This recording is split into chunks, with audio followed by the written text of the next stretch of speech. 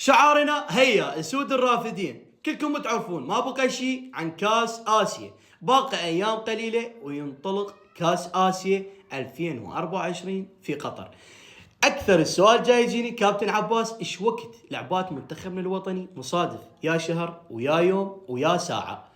المهم شباب، قبل لا نبلش لكم بتوقيت المباريات حبيت أقول لكم إن شاء الله سنة جديدة عليكم بالأمن والأمان إن شاء الله، وتحقيق أمنياتكم والتوفيق والنجاح، ويحفظ أبهاتكم وأمهاتكم والأهلهم متوفين الله يرحمهم إن شاء الله دنيا وآخرة. المهم شباب، هسه نبلش موعد مباراة منتخبنا الوطني في كاس آسيا.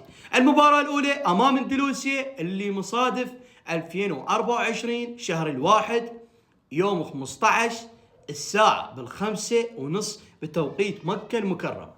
المباراة الثانية أمام المنتخب الياباني اللي مصادف 2024 شهر الواحد يوم 19 المباراة ب2:30 بتوقيت مكة المكرمة.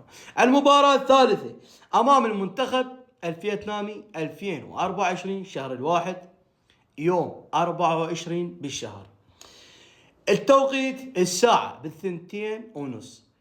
وصلنا وياكم لنهاية الفيديو، لا تنسونا باللايك والمتابعة وطونا رايكم. هل منتخبنا الوطني قادر يتأهل الأول على المجموعة؟ أنا عندي أمل كبير منتخبنا الوطني، وإن شاء الله منتخبنا الوطني ياخذ